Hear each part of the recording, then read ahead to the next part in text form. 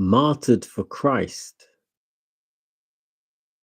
Good morning, good afternoon, good evening, good night, good day to you. That's depending where you are in the world. We're doing a nighttime devotion from the Devotional Conflict and Courage by Ellen White.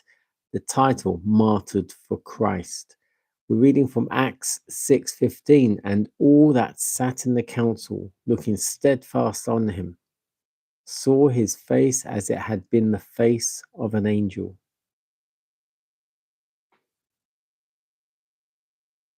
Stephen, the foremost of the 7 deacons, was a man of deep piety and broad faith.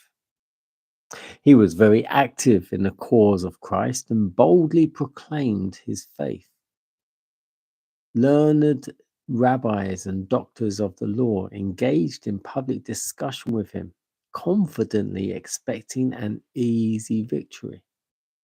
But they were not able to resist the wisdom and the spirit by which he spake.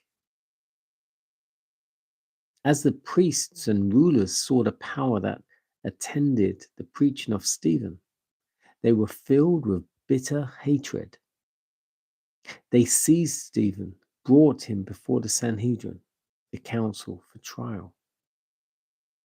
Saul of Tarsus was present and took a leading part against Stephen. He brought the weight of eloquence and the logic of the rabbis to bear upon the case, to convince the people that Stephen was preaching delusive and dangerous doctrines. But in Stephen, he met one who had a full understanding of the purpose of God in the spreading of the gospel to other nations. In the cruel faces about him, the prisoner read his fate, but he did not waver. For him, the fear of death was gone. For him, the enraged priests and the excited mob had no terror. The scene before him faded from his vision. To him, the gates of heaven were ajar, and looking in, he saw the glory of the courts of God and Christ, as if just risen from his throne, standing ready to sustain his servant. In every age, God's chosen messengers have been reviled and persecuted, yet through their affliction, the knowledge of God has been spread abroad. When the noble and eloquent Stephen was stoned to death, there was no loss to the cause of the gospel. The light of heaven that glorified his face, the divine compassion breathed in his dying prayer, were as sharp an arrow of conviction to the bigoted Sanhedrist who stood by. And Saul, the persecuting Pharisee, became a chosen vessel to bear the name of Christ before Gentiles and kings and the children of Israel.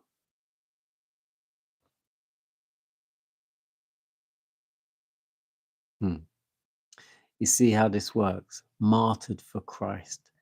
Stephen, a deacon, disciple, whatever you want to call him, was very learned, and he was filled with the Spirit when he was preaching. And in doing so, they could find no wrong in him. Yet, they still persecuted him because of the doctrines he taught. And that says here, Saul of Tarsus was leading the assault, if you want to call it, or the persecution against Stephen,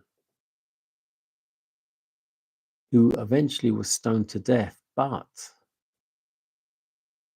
as he was getting ready to die, and as it said, he looked up and he saw the heavens open and the glory of God shining down on him. And he was Did he feel death? I don't know. Did he feel pain? I don't know. But the irony is, Saul, who led Stephen to his death, so to speak, is the same Saul who was converted on that road to Damascus, who became Paul, who wrote Ephesians, Galatians, Colossians, all the different letters. He wrote the majority of the New Testament.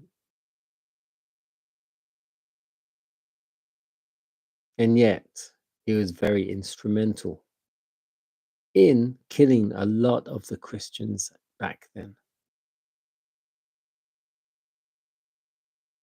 Now, you might think you are a really bad Christian. You might think you really don't have a chance to make it to heaven.